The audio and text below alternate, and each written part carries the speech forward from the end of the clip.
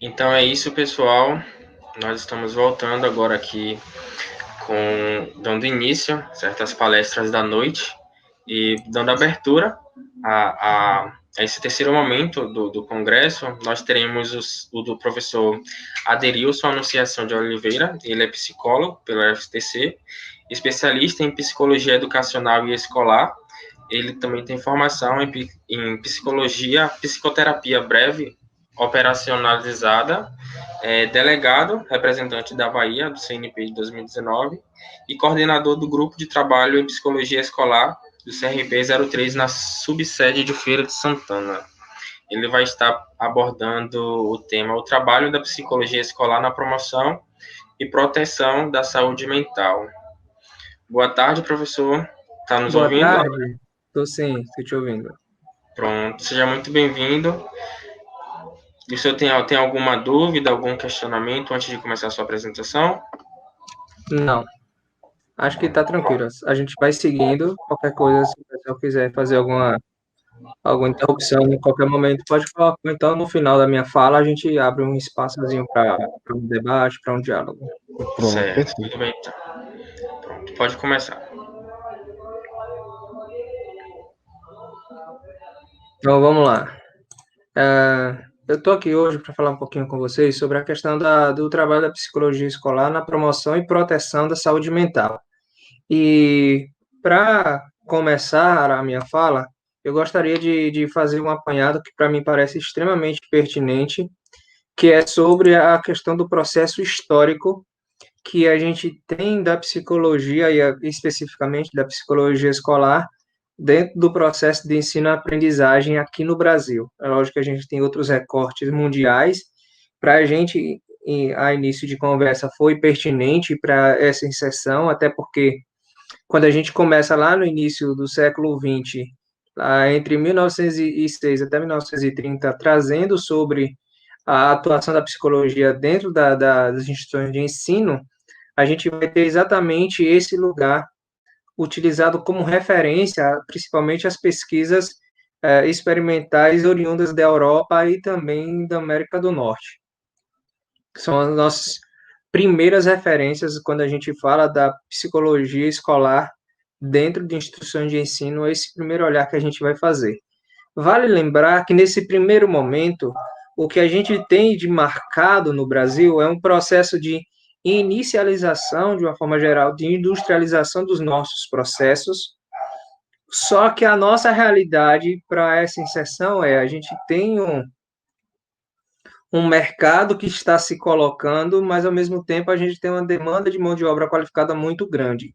Então, nesse período, a gente tinha um alto índice de analfabetismo, e geralmente a educação era muito específica para pessoas que tivessem alguma condição de renda favorável, ou então as comunidades religiosas, em especial aqui a gente destaca os jesuítas, nesse período que vai aí de 1906 até 1930. Avançando um pouquinho mais nesse processo, a gente vai ter a observância de que a gente vai avançando a nível de tecnologia e a nível de instrução, de educação e tudo mais, e a psicologia ela começa a se apresentar nesse lugar mais que como um elemento experimental, muito mais que uma busca de entendimento, como um processo de intervenção. E dentro desse processo de intervenção, o que a gente vai ver é a psicologia sendo utilizada dentro dessa escola, dentro desse contexto escolar, com a perspectiva métrica, para perceber e avaliar as capacidades desses alunos, as competências desses alunos, e também numa perspectiva de buscar dar diagnóstico, rotular esse sujeito a partir da percepção de deficiências ou dificuldade de aprendizagem de algum nível. Então, nesses 30 anos aí, entre 1930 até 1960, a marcação principal que a gente tem da psicologia dentro de instituições de ensino é marcada por esse lugar. Aí a gente avança um pouquinho mais, da década de 60 até a década de 80, a gente vai ter ainda essa psicologia muito voltada a essa busca de resolução de problemas e ajustamentos de ensino e tudo mais, Entretanto, a gente já começa um processo de modificação de olhar sobre a educação. E aí, a partir da década de 80 até os anos 2000, eu gostaria de fazer esse recorte, porque a partir da década de 80 a gente começa a retirar esse olhar mais tecnicista, esse olhar mais avaliador, mais rotulante e até mais segregador da psicologia dentro das instituições de ensino, e começa a tecer algumas reflexões para que a gente estabeleça novos paradigmas para a educação.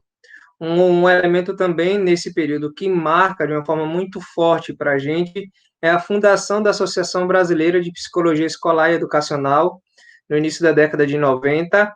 Um outro elemento também importante para a gente é a criação do Estatuto da Criança e do Adolescente, também no início da década de 90, e o reconhecimento em 1992 da especialidade Psicologia Escolar e Educacional pela psicologia, que é também um marco muito importante para a gente, para que se entenda que a inserção do psicólogo dentro desse ambiente tem especificidades, e esse trabalho ele se trata de uma especialidade da psicologia, que até então, a partir do início da década de 80, se começa a modificar os trabalhos e entender de fato que lugar é esse da educação.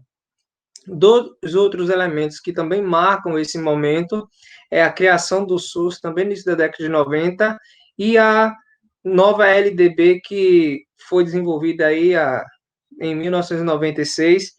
A LDB ela vai trazer para a gente as questões de reafirmação do direito da educação e buscar estabelecer também a nível legal os parâmetros para essa educação, numa perspectiva também de buscar uma educação pública e estabelecer critérios para uma educação pública de qualidade.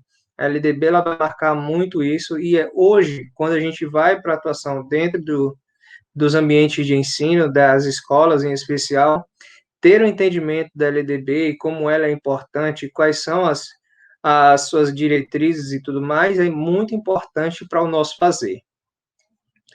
A partir do início dos anos 2000, a gente vai ter não só uma reflexão com olhar mais crítico sobre a educação, mas a gente também vai ter uma busca da inserção do psicólogo dentro das instituições de ensino, certo? E aí a gente vai ter uma busca legal por meio de lei. A lei, se eu não me engano, 3.688 de 2000 vai, num primeiro momento, buscar traçar esse lugar da psicologia escolar enquanto um marco legal para isso, mas ainda assim a gente tem muita dificuldade de conseguir avançar nessa temática. A psicologia escolar vai buscando se especializar ainda mais e avançar nas questões referentes à atuação dentro das escolas. O Conselho Federal de Psicologia, por meio do CREPOP, vai também buscar estabelecer referenciais teóricos para nossas atuações dentro das instituições de ensino. E aí, se a gente for fazer um recorte dos anos 2000 até esse ano, especificamente, a gente vai ter muitas cartilhas, muitos documentos técnicos de referência para atuação dentro das escolas sobre temáticas variadas. No final dessa exposição, eu vou propor para vocês aqui, eu trazer para vocês alguns materiais que eu gosto sempre de estar indicando a nível de leitura, para que se conheça, se aprofunda um pouco mais o olhar sobre a psicologia dentro de instituições de ensino, de uma forma geral. E aí a gente tem muitos materiais do CRP e também dos CRPs que são referenciais para a gente quando a gente vai para esse fazer dentro dos ambientes de ensino. Aí um recorte mais próximo da gente, a nível temporal, é a partir do ano passado, porque no final do ano passado, a gente teve a aprovação da Lei 13.935, que vai falar sobre a atuação do psicólogo e também do assistente social dentro das escolas, que é aquela lei lá do início dos anos 2000, que é a Lei 3.688. Então, a partir dessa reformulação, a gente tem essa aprovação. Nós estamos, nesse momento agora dos anos em 2020, buscando a implementação dessa lei nos estados e municípios. Recentemente, a gente teve uma reunião com o pessoal do Conselho de Assistência Social, exatamente para dialogar e pensar como é que a gente pode tornar possível esse fazer da psicologia e da assistência social dentro das escolas, fazer com que os gestores públicos coloquem, coloquem esse elemento na prática. Então, é muito importante também essa reflexão sobre esse lugar. Uma outra marcação também que é importante a gente estabelecer, que o Conselho Federal de Psicologia, inclusive junto com as outras múltiplas áreas que busca um reforço dentro da educação, também trabalhou para que fosse aprovado o novo Fundeb, e ele também é muito importante, porque vai dar subsídio para, inclusive, manter economicamente a possibilidade de ter psicólogos e assistentes sociais dentro das escolas. E uma questão muito importante também, que é para a gente refletir hoje, eu vou estar falando sobre isso mais no finalzinho, sobre como a gente pensa essa questão da saúde mental diante da pandemia que está instalada no mundo e também na perspectiva da volta às aulas, como é que a psicologia escolar ela pode pensar essa volta às aulas e como é que a gente pode se implicar dentro desse processo. Então, isso é só para fazer uma marcação histórica para a gente entender que o que a gente tem hoje de elemento estabelecido é basicamente o reflexo de algo que a gente já propõe, já discute, já trabalha há bastante tempo, e que não é algo só de agora. As pessoas pensam muito nesse momento da pandemia, por exemplo, que a educação está em risco, a educação está em jogo e volta às aulas e não volta, mas é muito pertinente também que a gente entenda que existem múltiplos outros elementos que atravessam a educação há bastante tempo e que, por consequência disso, a gente vai ter um reflexo muito grande na qualidade do nosso ensino. Não é só uma questão pura e simples da pandemia, ou ela é essa única protagonista nesse sentido de ameaças e de violências sobre a educação. Então, a partir daí a gente já vai começar a adentrar a nossa temática, ou pelo menos é o que me propus trabalhar com vocês um pouquinho hoje, que é exatamente pensar essa perspectiva da promoção de saúde no contexto da educação. A Carta de Ottawa, ela vai dizer para a gente o seguinte: a promoção da saúde é um processo de capacitação da comunidade na melhoria de sua qualidade de vida e saúde, incluindo a maior participação e controle deste processo. Então, é muito importante, quando a gente pensa no processo de promoção e também da proteção da saúde mental dentro de ambientes escolares, que a gente entenda que a comunidade escolar e a comunidade que está no entorno dessa escola, de uma forma geral, ele também é participante, ele também é membro ativo nessa promoção de saúde, para a gente não acabar colocando somente os profissionais formados, como, por exemplo, falando da comunidade escolar, os professores, os pedagogos, os psicólogos, como os responsáveis primários por essa promoção de saúde. Um dos nossos processos dentro do ambiente de ensino é exatamente sensibilizar a comunidade, e aí também entra a questão dos familiares e também os alunos e as pessoas que moram no entorno dessa escola, a entenderem que também tem um papel muito forte e fundamental nesse fortalecimento dessa promoção de saúde. E aí, junto a esse elemento, entender quais são os dispositivos de rede que a gente tem, que podemos acessar e podemos fazer uso para fortalecer essa promoção de saúde, o que a gente chama de rede de apoio psicossocial. É importante que se entenda como é que isso se configura dentro da realidade da educação e como é que a gente pode tecer diálogos sobre vários elementos, várias vertentes, vários olhares diferentes que podem, de algum modo, contribuir com esse lugar de promoção de saúde. É muito interessante também entender que a gente tem um elemento que a gente chama de Iniciativa Regional de Escolas Promotoras de Saúde, que ela surge no início da década no final da década de 80, início da década de 90, inclusive o Ministério da Educação, salvo engano, em 2007, lançou um material público sobre essas escolas promotoras de saúde, e aí a gente vai perceber essas escolas promotoras de saúde como sendo um elemento a mais dentro dessa nossa realidade educacional para ampliar essa concepção de educação de forma integral e interdisciplinar para a formação desse humano. E aí a gente vai pensar tanto a nível local, quanto a nível regional, quanto a nível estadual, quanto a nível federal. É importante também, nessa perspectiva de pensar escolas promotoras de saúde, que a gente também pense nas políticas públicas que podem ser desenvolvidas, podem ser formadas, podem ser criadas a partir das possibilidades de intervenção e atuação dentro das escolas.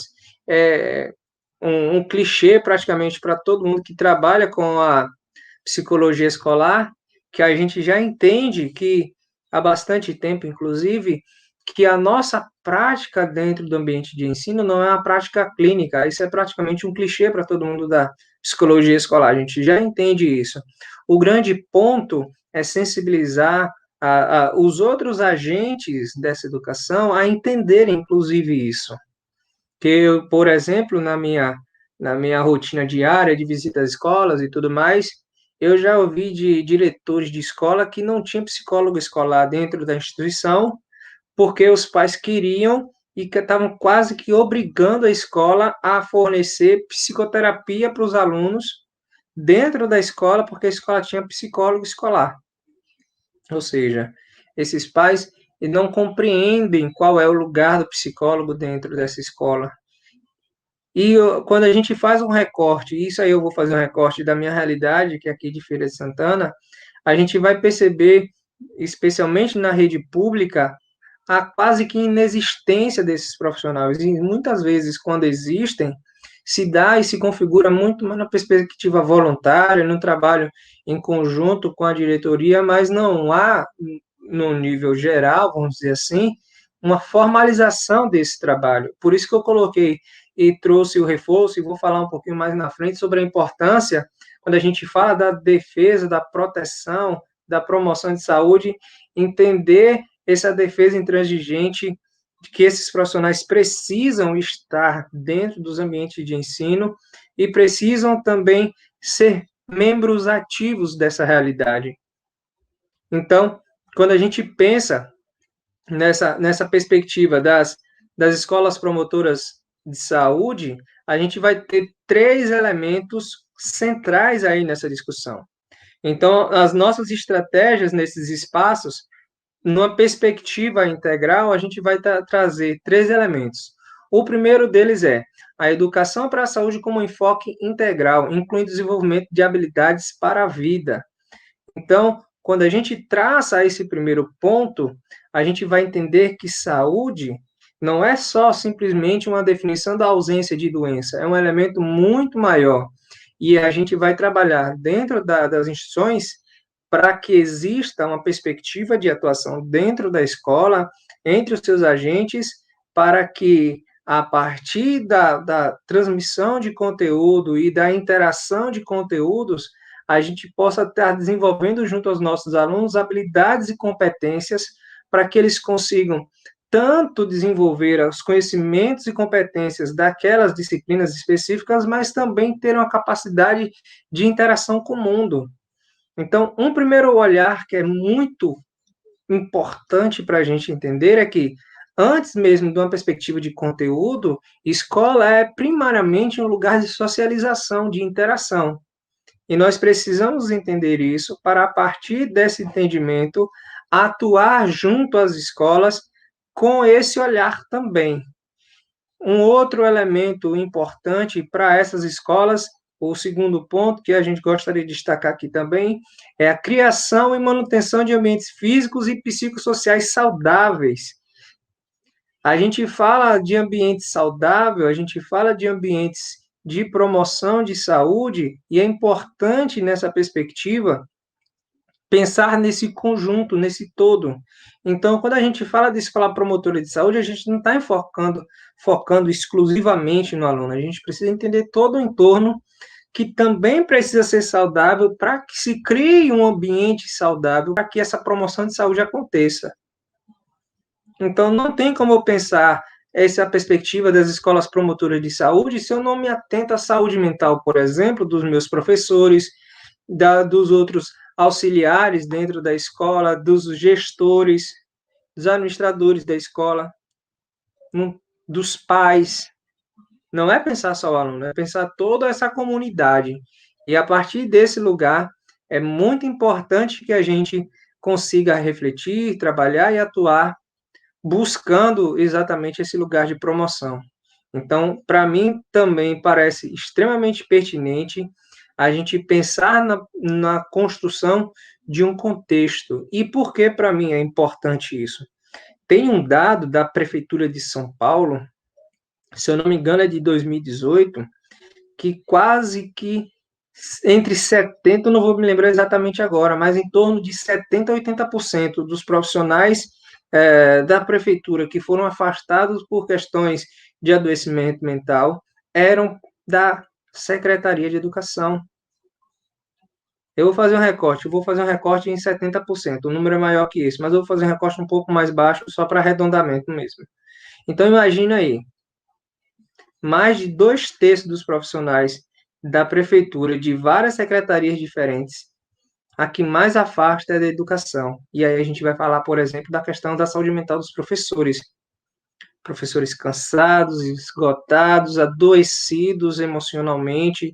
E aí a gente tem, por exemplo, a síndrome de burnout, que atinge com uma intensidade muito grande professores por conta dessa sobrecarga, e especialmente também nesse momento de pandemia, que se precisa pensar metodologias ativas múltiplas e tem que fazer um monte de coisa, um monte de atividade, e a retirada de direitos, como a gente está tendo agora nessa questão da rede pública, Estado e município também retirando o dinheiro dos professores e como é que mantém as suas contas em dia e tudo mais. Então, todos esses elementos que atravessam esses agentes promovem algum tipo de adoecimento. E a gente precisa, inclusive, atuar nesses lugares. Inclusive, o Conselho Federal de Psicologia, em um desses materiais de referência de atuação na educação básica, um dos pontos que ele destaca é a defesa pela figura do professor. A psicologia escolar dentro do ambiente de ensino, ele não vai para lá para brigar com o professor, buscar espaço, dizer o que está certo, está errado. Pelo contrário, a gente vai para lá para fortalecer o reconhecimento do professor como também elemento fundamental no processo de ensino e aprendizagem. E aí o protagonismo desse processo a gente vai colocar sempre no lugar primário o aluno e também o professor.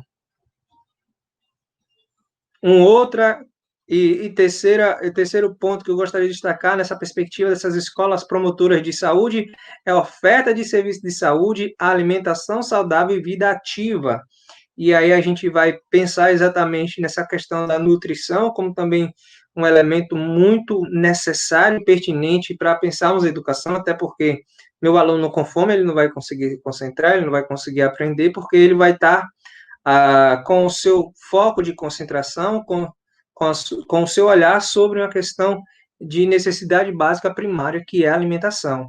Então, é importante que a gente pense isso. Um outro ponto também destacar é que esses serviços de saúde que são ofertados nessa perspectiva precisa ser algo conectado, conexo com a realidade da escola. Porque não adianta eu promover uma ação dentro da escola, pensando em saúde bucal, por exemplo, que é algo muito comum, e essa ação ser desconectada da realidade da escola. Quando, na verdade, e aí a psicologia escolar, inclusive no meu artigo eu defendo muito isso, que o psicólogo dentro da instituição de ensino, ela vai, inclusive, servir para estar fazendo essa conexão entre os serviços de saúde que são disponibilizados para a escola, para que essa atuação aconteça de forma conectada à rotina escolar, não seja algo solto, desconexo desses alunos. E aí, novamente, agora eu gostaria de trazer aqui para a gente, só para, além de reforçar, expor ainda mais a nossa lei 13.935, de 11 de dezembro de 2019, como eu falei antes, que vai dispor sobre a prestação de serviços de psicologia e serviço social na rede pública de educação básica, certo? E ele vai trazer para a gente parâmetros para a nossa atuação. E aí agora, a partir daí, a gente vai estabelecer minutas, a gente vai estabelecer disposições legais de como é que a gente vai fazer a implementação dessa lei. Aqui, na Bahia, a gente já está começando os diálogos junto ao poder público e as associações e tudo mais, e como a gente pode estar tornando essa lei algo que seja efetivo, porque a gente tem um monte de lei, inclusive no Brasil, que são criadas, são desenvolvidas, mas demoram anos e anos para serem aplicadas na prática, para que aconteça na prática. E aí, um dos principais materiais que a gente tem de referência, eu gostaria de trazer isso, inclusive, como uma proposição de leitura para as pessoas que estão nos acompanhando, que é o documento que foi desenvolvido pelo CREPOP sobre a nossa atuação dentro da educação básica, que é referências técnicas para a atuação de psicólogos na educação básica. Esse material ele foi desenvolvido primariamente em 2013 e no ano passado ele passou por alguma reformulação, alguns ajustes, revisão e tudo mais. Então, este documento ele é extremamente importante para a gente porque ele vai nortear a nossa prática. Ele vai nos dizer quais são os caminhos, quais são os lugares que a psicologia escolar pode acessar a partir do seu fazer, a partir da sua prática, certo? E aí, um outro elemento importante desse documento é que ele vai propor e vai trazer uma defesa muito forte à nossa atuação dentro da escola e a nossa atuação dentro desse lugar deve buscar a todo instante a emancipação do sujeito, né, na educação, a emancipação do aluno, colocar esse aluno como lugar de protagonista a partir das suas possibilidades. É muito importante quando a gente pense o aluno, a gente pense nesse lugar, que ele consiga avançar a partir daquilo que ele tem como estratégia, a partir das suas possibilidades enquanto humano, para que a gente não corra o risco de estabelecer uma régua, um sarrafo, um nível, e todos os alunos precisem obrigatoriamente chegar nesse lugar para a gente entender que houve algum avanço ou que ele foi conservado ou algo nesse sentido. É importante que a gente entenda a partir da subjetividade de cada aluno o quanto que ele consegue dar a partir das suas possibilidades, a partir das suas dificuldades de aprendizagem, a partir dos seus transtornos de aprendizagem também. Então, isso é muito, muito, muito importante que a gente faça essa defesa. E aí, pensando especificamente, além de tudo que já foi dito antes, sobre a questão do nosso papel, o papel da psicologia escolar e educacional na promoção e proteção da saúde dentro das instituições de ensino, eu estou fazendo esse recorte especificamente porque dentro do ambiente onde a gente atua, eu gosto, inclusive, sempre de ampliar um pouquinho mais e pensar a questão da psicologia escolar e educacional, não só dentro da escola, mas estender isso a outros espaços de educação. E aí a gente vai colocar cursinhos pré-vestibulares, escolas técnicas, universidades, também como ambientes que é pertinente que a psicologia escolar e educacional também esteja presente nesse movimento de promoção de saúde, certo? Então, com esse material de referência desenvolvido pelo CREPOP, o CFP vai trazer para a gente que a psicóloga e o psicólogo escolar vai poder contribuir dentro dessa instituição, dentro desse ambiente escolar, para a promoção de um espaço mais saudável e emancipatório, como foi dito anteriormente.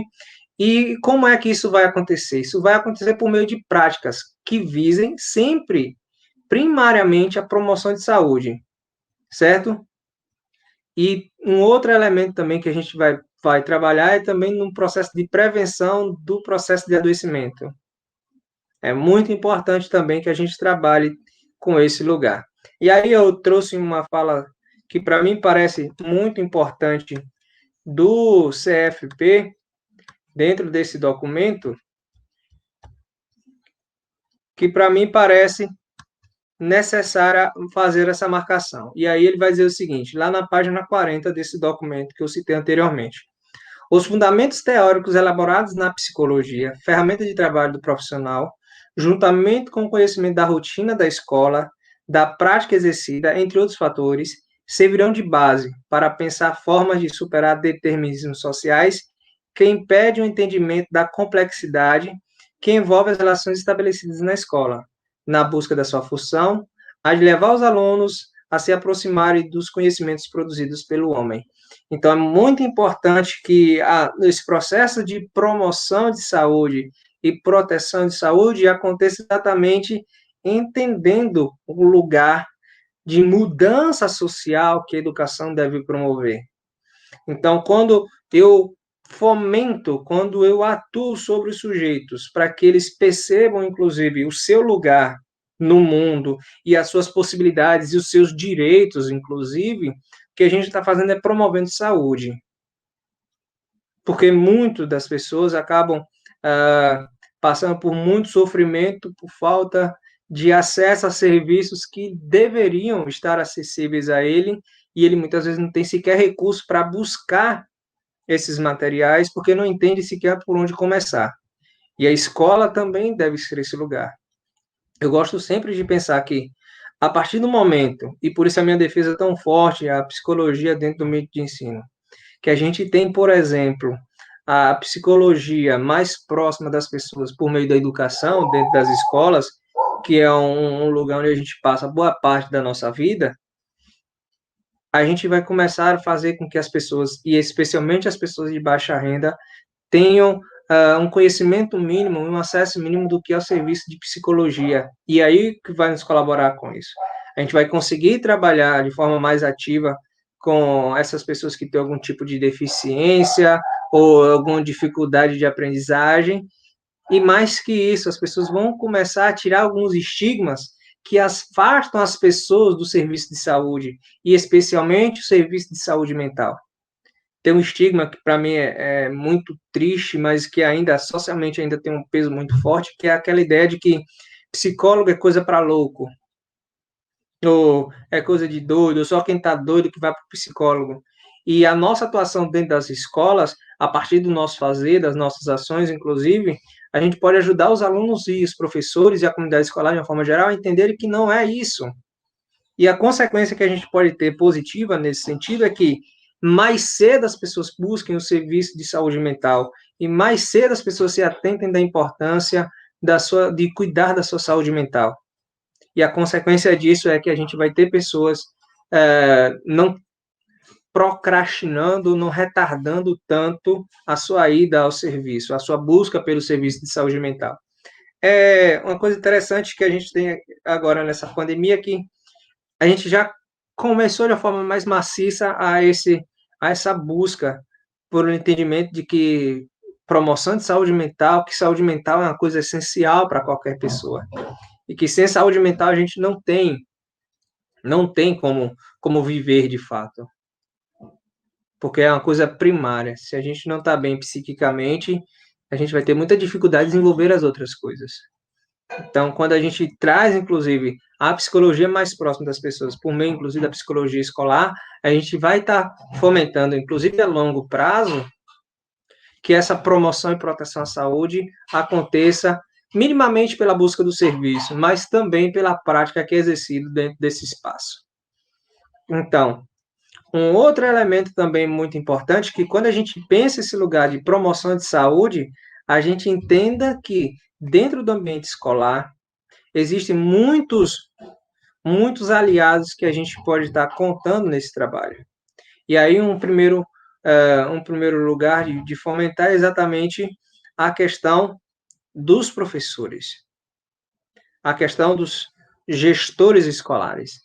Então, é muito importante que a gente acesse, inclusive, a família por meio desses, para que essa promoção aconteça de forma encorpada, para que isso aconteça em rede, certo?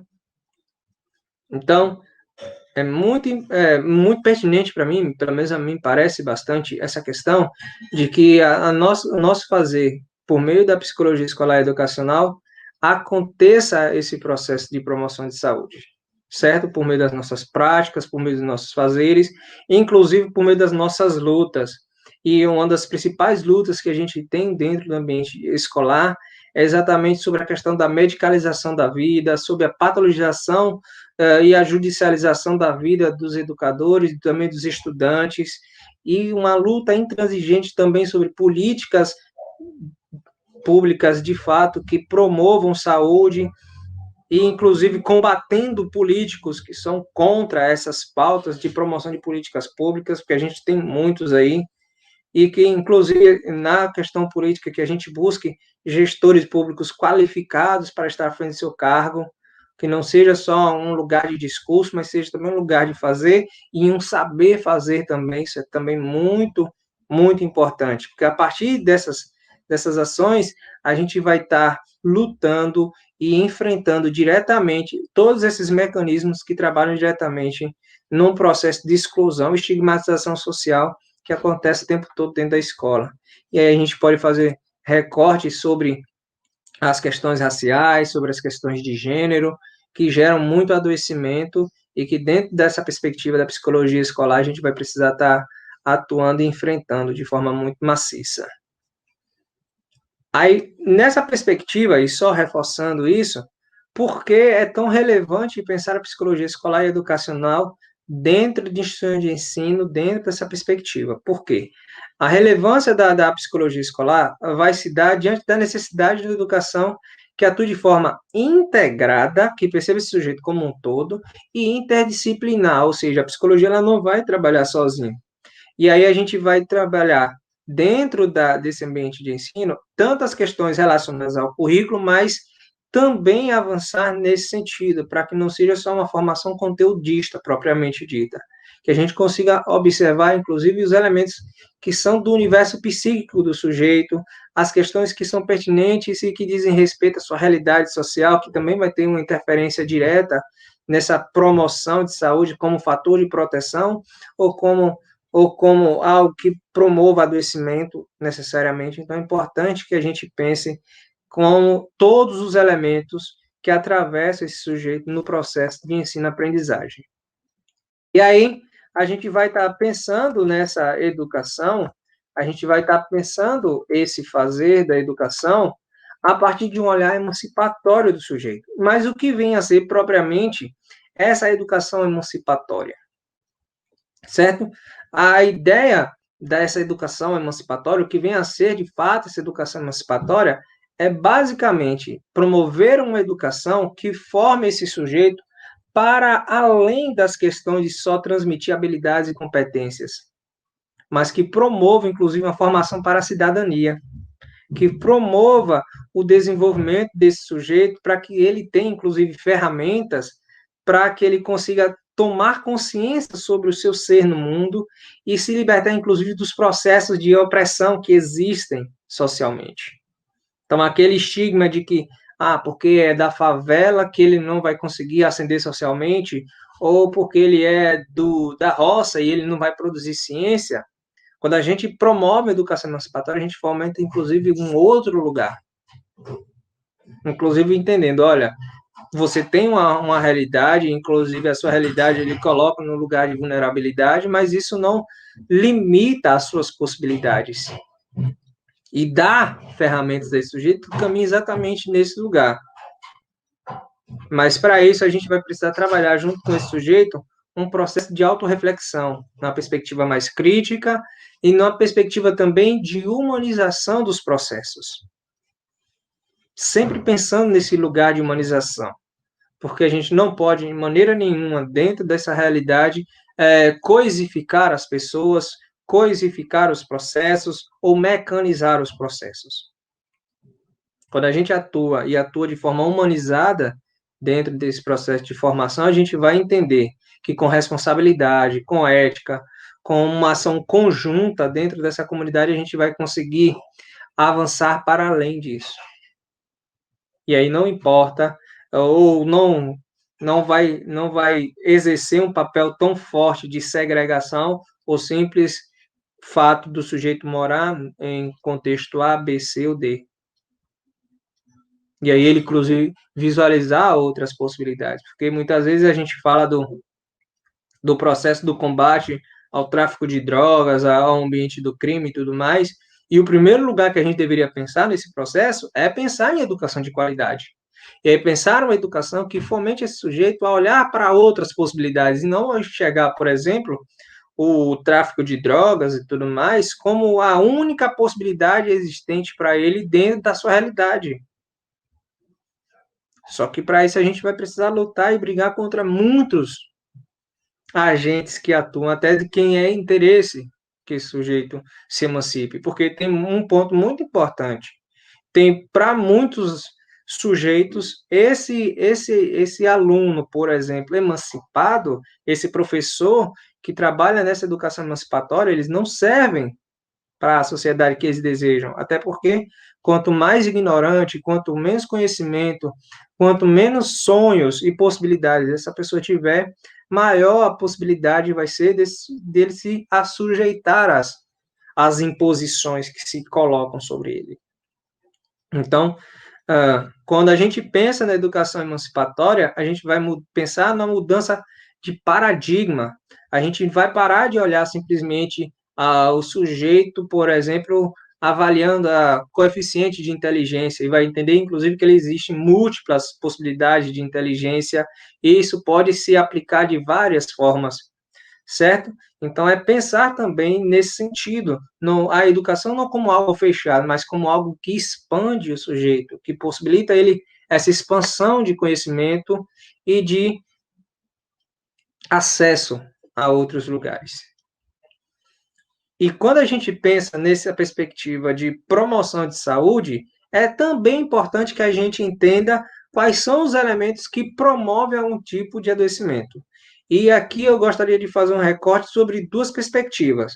Um olhar mais macro sobre esses gatilhos que promovem adoecimento, e um olhar mais micro também desses mesmos elementos, certo? Então, na perspectiva macro, num olhar ampliado, a gente vai tentar entender o contexto sociodemográfico que esse sujeito vive, a gente vai entender o contexto político que esse sujeito também está inserido, contexto cultural, contexto econômico também, em que esse processo de adoecimento se instala. Então, por exemplo, a gente, infelizmente, tem no Brasil uma cultura e até muitas vezes uma política de oposição, muitas vezes, à educação, porque, inclusive, fala de representantes da nação, colocar como a educação como lugar de promoção de balbúrdia, a universidade, por exemplo, como lugar de balbúrdia, e a gente precisa, inclusive, combater esse olhar que ataca a educação.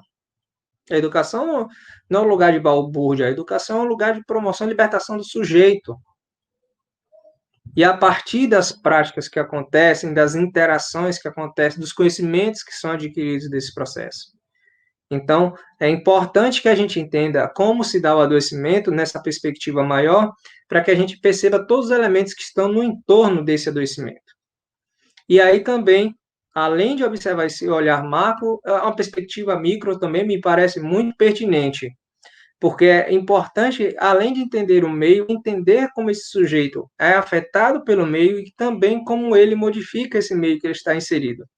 Então, é importante que a gente perceba quais são os recursos, quais são os elementos psíquicos que esse sujeito tem, quais são os recursos sociais que esse sujeito tem, os elementos biológicos, as suas predisposições e tudo mais, que podem servir ou não para a instalação de uma crise de adoecimento.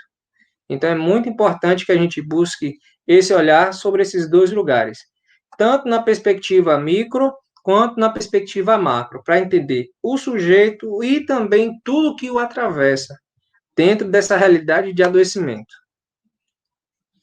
Então, um ponto que parece para mim muito pertinente a gente pensar é, a partir de tudo que foi dito aqui, a educação agora ela é apresentada, ou lhe é apresentada, demandas que antes muitas vezes não se dava atenção, e aí, como eu falei lá no comecinho da nossa exposição, antes a gente tinha um olhar muito mais de imposição, de rotulação, de mecanização da educação, inclusive a psicologia serviu em muito momento para esse lugar de imposição e segregação do sujeito. O nosso olhar agora é outro, e a nossa perspectiva agora também obrigatoriamente precisa ser outra. E aí a gente vai buscar entender como é que a psicologia ela vai acessar esse lugar de educação, acessar esses processos educativos e entender como é que a gente pode colaborar de alguma forma. E aí alguns pontos para a gente destacar dentro dessa nossa atuação, que a gente não pode perder de vista em momento nenhum do nosso fazer, é como é que esse processo de ensino-aprendizagem acontece a partir da realidade familiar desse aluno, a partir das mídias que se apresentam, e inclusive a gente tem no Brasil e no mundo também uma luta agora contra as fake news que se apresentam, porque a gente tinha no primeiro momento, por exemplo, quando surgiu a internet, um olhar de que, olha, agora o conhecimento vai ficar mais acessível, e de fato está. Muitas vezes a gente não tem acesso a um material impresso, e a gente vai recorrer ao PDF dele, baixar na internet, em sites, tudo mais. Então, de algum modo, os materiais ficaram mais acessíveis. Só que, ao mesmo tempo que se propagou o acesso a material, e aí é interessante a gente entender o recorte do que é material, do que é conhecimento. Conhecimento é uma outra proposta. Então, a partir disso daí, junto com essa propagação de materiais que fomentem o crescimento cognitivo, que fomentem o conhecimento intelectual e tudo mais, mas ao mesmo tempo também foi propagado e muito essa questão de informações falsas, informações distorcidas, e a gente tem, por exemplo, dentro de uma realidade pandêmica como estamos, precisando discutir questões que são básicas. Lá atrás a gente já dialogou no início da pandemia sobre a relevância do uso da máscara. Hoje a gente tem deputado querendo criar projeto de lei para fazer com que o uso da máscara não seja obrigatório, que seja só uma indicação, e dizendo que a gente não tem referencial científico para poder dizer disso, e quando na verdade a gente tem. Então, há um lugar hoje, especialmente dessas fake news, de querer bater na ciência ou se colocar no mesmo nível de conhecimento que a ciência, quando na verdade são conhecimentos mais rasos e sequer são conhecimento muitas vezes. Então, essa mesma mídia que pode nos fornecer materiais é a mesma mídia que também pode nos desinformar e achar por aí, colocar, por exemplo, eu estabeleci a ideia de que todo gay promove algum ritual satânico com bebês. Para quem tem um pouco mais de entendimento sobre a questão, vai entender que não faz o menor sentido esse tipo de informação. Mas para pessoas que ouviram a vida inteira, inclusive que foram responsáveis pelo processo de segregação a partir da orientação sexual, do gênero da pessoa, para aquela pessoa, aquele tipo de informação vai fazer todo sentido. Então, é importante que a gente pense em como esse processo de mídia ele também pode favorecer, mas ele também pode desfavorecer em algum modo. Aí, um outro elemento também que é importante a gente entender, o processo agora, ainda mais depois da pandemia, o processo de construção de conhecimento hoje é completamente distinto do que a gente tinha há anos atrás. Eu ouso dizer, inclusive, que a gente tinha uma forma de fazer ciência antes da pandemia e a gente vai ter um outro modo de fazer ciência pós-pandemia, que vai ter um impacto muito forte nesse sentido, inclusive com o uso das tecnologias e tudo mais. Mas isso não é algo que é exclusivo da pandemia. Se a gente está conseguindo já pensar em propostas, por exemplo, de vacina para o ano que vem, é porque a gente já vem há muitos anos avançando em tecnologias para que isso fosse possível agora. Então, é muito importante também que a gente pense a educação como um processo de caminhada, como um processo de construção gradativa. E em algumas situações até de tentativa e erro. E aí, só para que eu já estou chegando próximo do final da minha fala, trazer também uma outra indicação de leitura para esse momento, que também parece bastante pertinente, que é uma cartilha que foi lançada pelo Conselho Regional de Psicologia de Alagoas, que eu falei agora há pouco. E nesse material, eles vão fazer recortes sobre como é que a psicologia escolar pode atuar junto a esse contexto da Covid-19.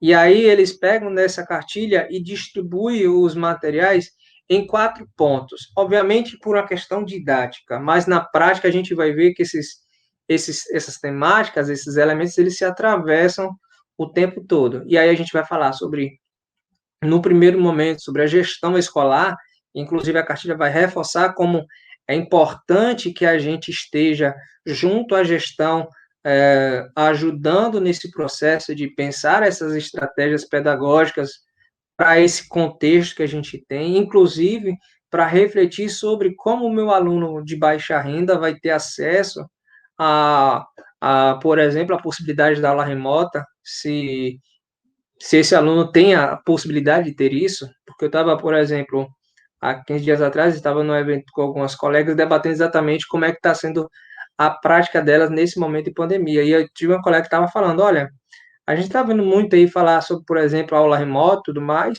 só que eu tenho alunos que moram na zona rural. E na realidade deles, a energia elétrica chegou há muito pouco tempo. Eles não têm computador em casa, eles têm um celular, mas a internet que eles usam, a internet do celular, não funciona tão bem. Os dados são poucos para poder fazer videochamada e tudo mais, então nem dá para fazer uso desse recurso. E o professor está precisando se deslocar, pegar material e levar até a casa do aluno como uma forma de fornecer algum material.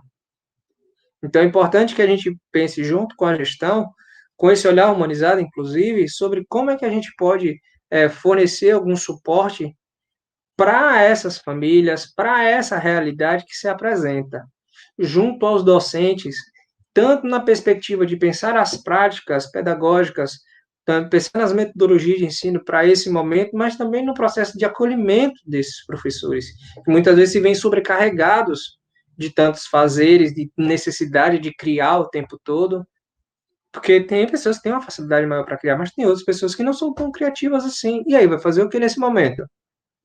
Então, é importante que a gente também dê suporte a esses professores nesse sentido. A atuação junto à família, para que a família consiga ter alguma orientação sobre o que é a realidade agora dentro de casa, também se transforma em um ambiente de ensino.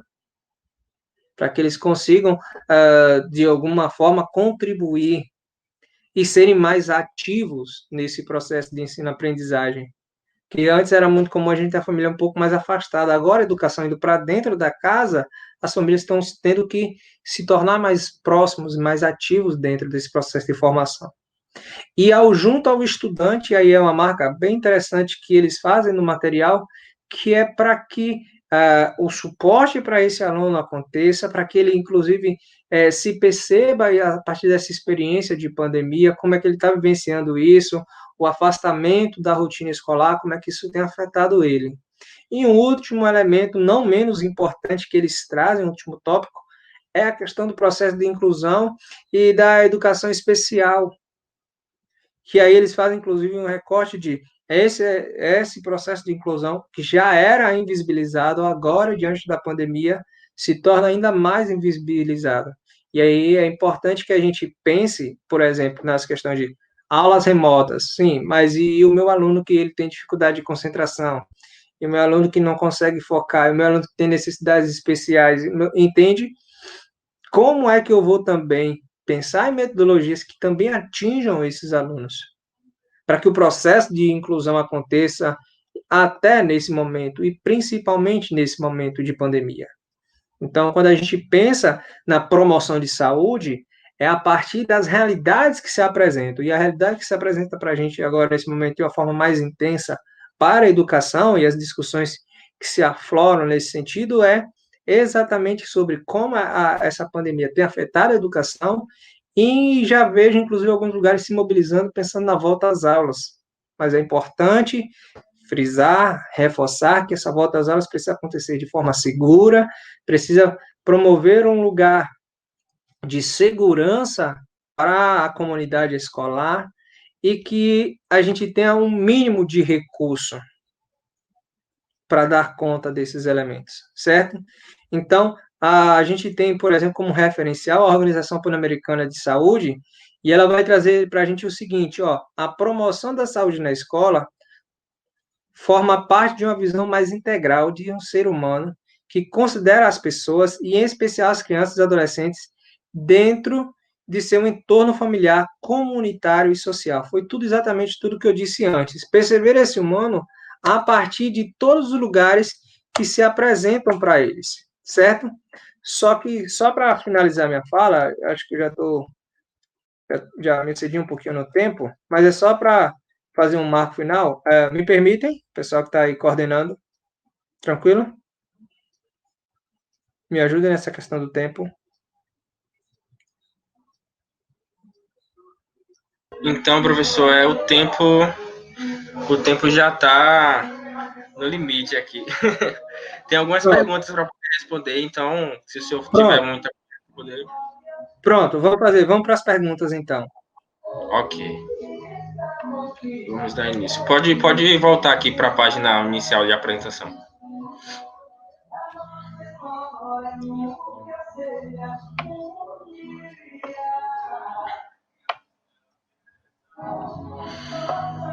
Vamos lá. A primeira pergunta é: como a psicologia escolar trabalha com a inteligência emocional nas instituições de ensino? De uma forma bem resumida, vamos colocar da seguinte forma: a psicologia escolar, e eu vou tomar essa ousadia um pouco nesse sentido, a psicologia escolar é um dos principais elementos que fomenta, inclusive, o entendimento da comunidade escolar sobre essas múltiplas inteligências. Inclusive, a inteligência emocional está dentro dessas múltiplas inteligências.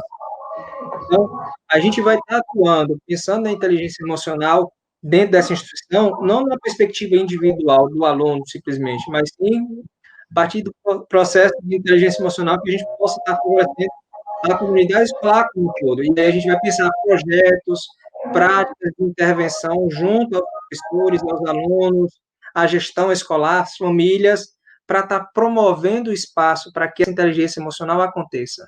Porque é muito importante entender que o processo de inteligência emocional, ele não é algo que o sujeito simplesmente nasce com. É um processo que a gente vai aprendendo, vai desenvolvendo à medida que a gente vai amadurecendo, inclusive cognitivamente, psiquicamente também.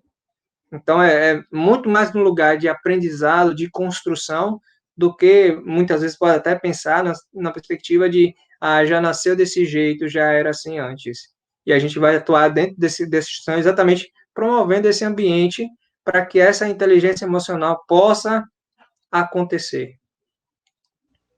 Acho que é o grande segredo, né, Adelilson? Da mesma forma que algumas dificuldades de aprendizagem, alguns diagnósticos específicos são adquiridos, né, a inteligência também faz parte desse processo, né? Só aproveitando esse momento aqui, né, para agradecer sua participação. Temos outras dúvidas, inclusive, eu não prestei atenção se o David já sinalizou, mas por conta do tempo que está um pouquinho apertado hoje, a gente vai encaminhar essas dúvidas para você em off, para você responder direitinho, ou digitado, ou por vídeo, enfim, você vai poder ficar à vontade com isso, mas eu gostaria muito de agradecer a sua participação. Eu estava aqui acompanhando, maravilhado, porque a forma que você trouxe esse assunto de forma tão objetiva e, ao mesmo tempo, englobando toda a perspectiva histórica, né, e ao mesmo tempo trazendo os grandes pontos da psicologia escolar e educacional. Eu também faço parte, sou suspeito a falar. Foi muito bem elaborado, é muito gratificante dividir um espaço como esse com uma pessoa tão querida como você. E basicamente é isso. Esperamos poder contar contigo em outras oportunidades. Será um prazer, né? Da mesma forma que a gente também divide outros espaços, como por exemplo Sim. o grupo de trabalho. Eu que já fui aluno de Aderilson antes da própria graduação, né? É um reencontro muito importante para mim, né? E acredito que é de grande valia para a nossa história como profissional. Também me coloco à disposição. Esses materiais que eu passei aqui para vocês hoje foi só um recortezinho pequeno que eu fiz. É lógico que se a gente fosse fazer uma discussão, a gente poderia ter aqui por horas e tudo mais. Mas só um pequeno recorte que eu fiz a partir do artigo que eu construí exatamente sobre o nosso processo de inserção. Se quiserem, podem me solicitar que eu disponibilize esse material para vocês pelo WhatsApp mesmo, depois você passa para o pessoal e tudo mais, em off. Com certeza. Obrigado, gente, pela participação. A gente agradece, Aderilson. A gente agradece. Tchau. Tchau, tchau. Abraço.